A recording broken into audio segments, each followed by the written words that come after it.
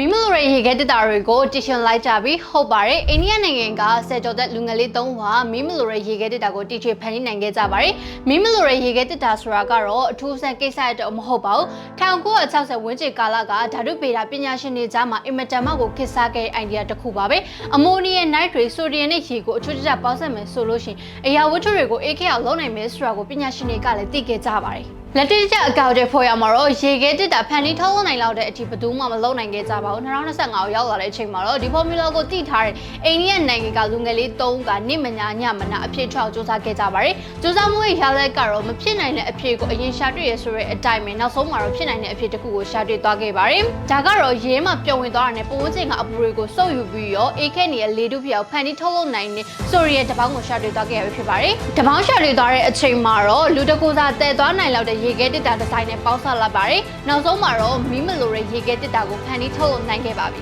ရေခဲတက်တာဆိုလို့ရှိရင်အချိန်10နာရီကနေ12နာရီကြာလျှက်စစ်မီလုံးဝမလိုဘဲနဲ့ကိုအေးခဲနေအောင်ထားနိုင်မှာဖြစ်ပါတယ်လက်တွေ့ဘဝမှာလည်းအသုံးပြုနိုင်တဲ့အပြင်ကိုမှအိုဇိုလာပေါက်နိုင်တဲ့ဓာတ်ငွေ့မပါတဲ့ရေခဲတက်တာဖြစ်တဲ့အတွက်ကြောင့်မလို့2025ကမ္ဘာမြေဆုကိုလည်းရရှိခဲ့ပါတယ်ရရှိလာတဲ့စုကြိတ်နဲ့ရေခဲတက်တာပေါင်း200ကျော်ကိုလည်းဆက်လက်ပြီးထုတ်လုပ်ထားပါတယ်ထုတ်လုပ်ရတဲ့ရည်ရွယ်ချက်ကလည်းအင်မတန်မှကိုလည်းရိုးရှင်းပါတယ်မိမိရတဲ့ data တွေမှာအိတ်တက်ရှိမှပဲထိထိနိုင်မဲ့စေဝါတွေကိုအချိန်ကာလတစ်ခုကြာတော့သိသိထားနိုင်မှာမဟုတ်လို့ပဲဖြစ်ပါတယ်လူသားတွေအတွက်ကောစေပညာအတွက်ကောတကယ်အသုံးဝင်တဲ့တည်ထင်မှုဖြစ်တဲ့အတွက်ကြောင့်မလို့ Mindset မြန်မာပရိသတ်ကြီးသိရှိနိုင်အောင်တင်ဆက်ပေးလိုက်တာပဲဖြစ်ပါတယ်လူသားတွေကလျှက်စစ်မီမလိုရရေခဲတက်တာကိုသိရှိနိုင်ခဲ့ပြီဆိုတာပါပဲ